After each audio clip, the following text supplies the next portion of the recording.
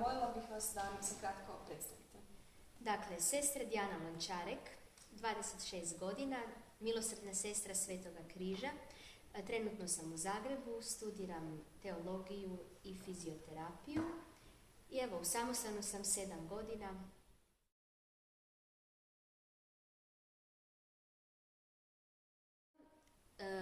I ja sam već duže vremena razmišljala o samostanu. Cijelu srednju školu, ali uvijek sam bila ovako vrckasta po prirodi, življa. Pa onda su rekli, ti bi ti u časna. A ja sam uvijek govorila, ja idem u časna. Imala sam crvenu kosu.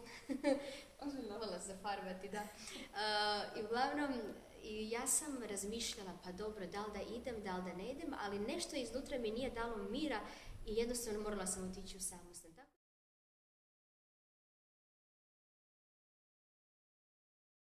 Pa obitelj je prilično šokantno reagirala.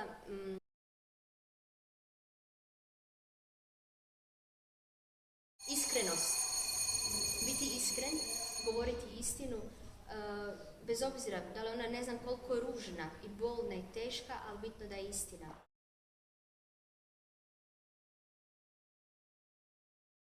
Biti autentičan, biti pošten, tolerancija i prihvaćanje.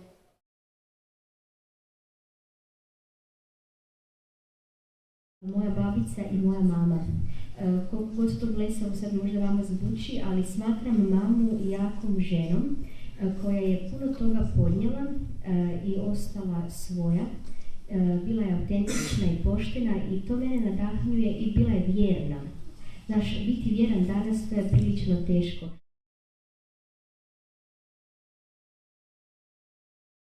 Za kraj, što biste poručili nama mladima svima? Vama mladima, prvo da ste prekrasni, baš mi vas je drago vidjeti i ne mogu vjerovati da ste tako mirni i dobri, ne znam, obično kad me vidio pa mi gledaj Batmana ili tako.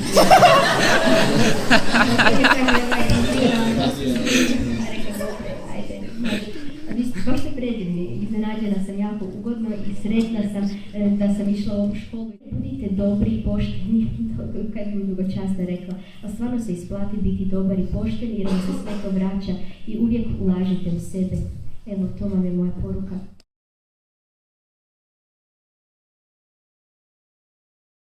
We have chosen Dijana Lončarek to be a role model because she's a great young person who, as a nun, has got all positive characteristics we are looking for.